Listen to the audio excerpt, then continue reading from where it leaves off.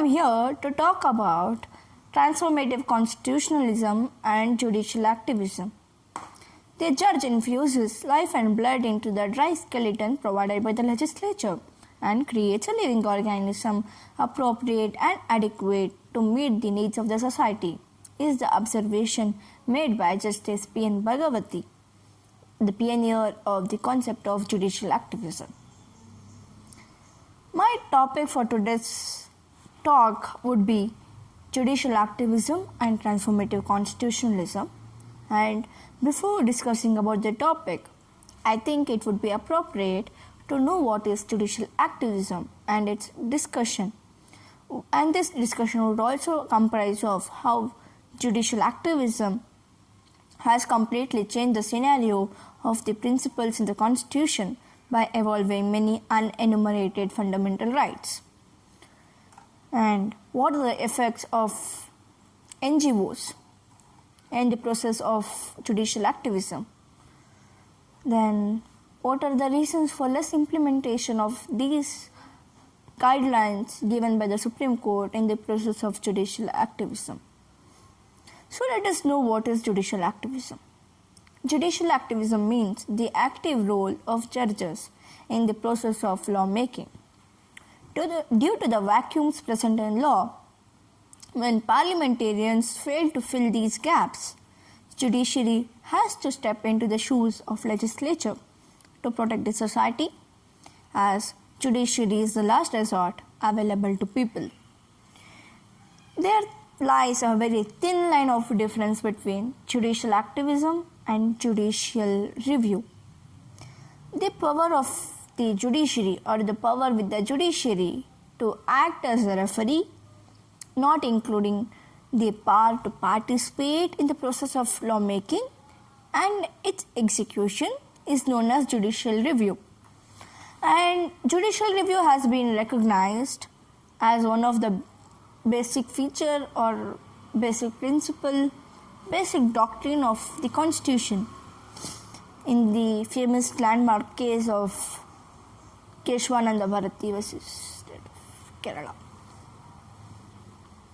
However, while the power of judicial review is part of our Constitution, and in India this aspect of the court's power to review is no more disputed, and the problem arises when the judiciary is actually accused of participating in the process of lawmaking, and when the judiciary becomes a key player in the lawmaking process.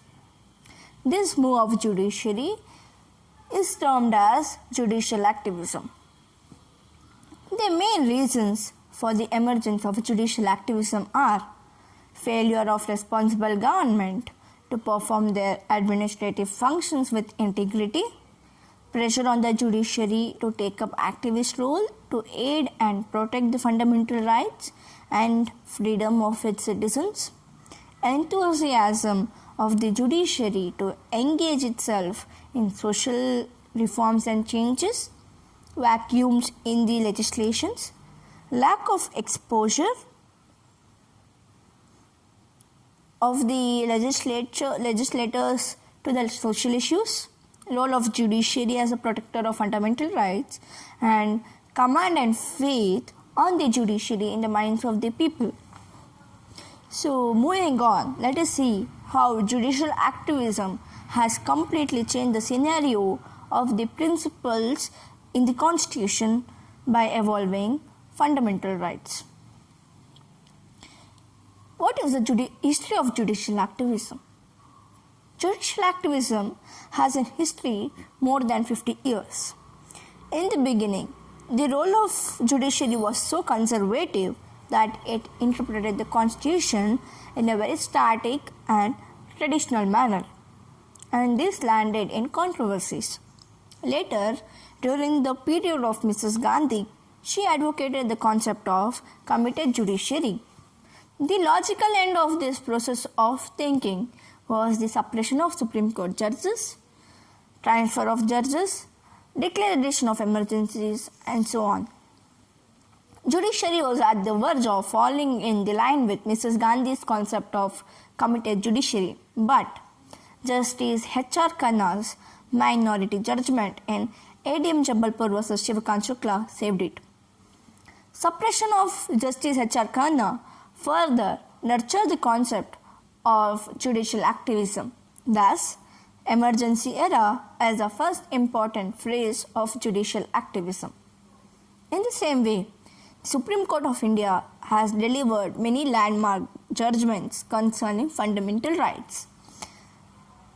So let us see few cases where Supreme Court came up with unenumerated fundamental rights which are not expressly there in the Constitution, but it is there as a right impliedly.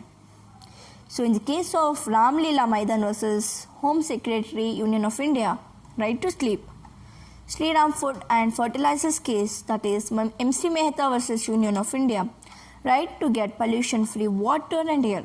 In Paramananda Katara versus Union of India, right to health and medical assistance. And in the famous case of Mohini Jain versus State of Karnataka, right to education. And many more rights were enumerated as fundamental rights by the judges of Supreme Court as a process of judicial activism leading to constitution transformation. The most important contribution of judicial activism initiated by Justice Krishna Iyer and Justice P.N. Bhagavati has been the emergence of public interest litigation, which opened the doors of higher judiciary to the poor, the neglected and the deprived class sections of the Indian society, and has become an effective tool to secure and protect the fundamental rights of the poor and these sections of the society. The role of NGOs. The role of NGOs in protecting the fundamental rights of these people is been increasing, and here I would like to quote the landmark judgment, that is Vishaka versus State of Rajasthan. In this case, judicial activism reached its peak and judiciary provided guidelines for the protection of women at workplace.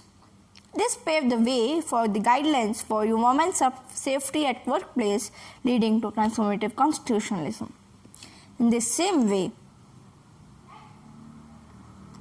in the case of POCL versus Union of India, court held right to food is also a fundamental right under Part 3 of the Constitution.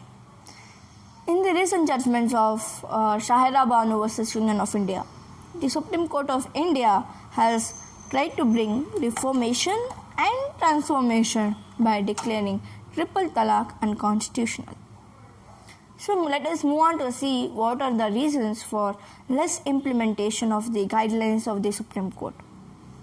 So to mention, it can be lack of information, lack of awareness, lack of participation, lack of literacy, political instability, absence of monitoring agencies, and many more. A judge without judicial activism can be described as a flower without a color and fragrance, and a vehicle without fuel and wheels. In protecting the principles of welfare state, judiciary should play an active role as a watchtower. To conclude, it is appropriate to be said that a society without state, a state without constitution, a constitution without Part 3, and Part 3 without Article 32. Article 32 without judicial activism, and judicial activism without active role of NGOs cannot lead to transformative constitutionalism.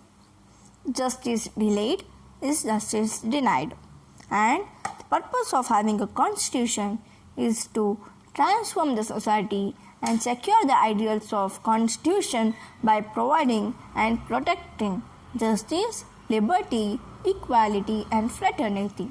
Thank you.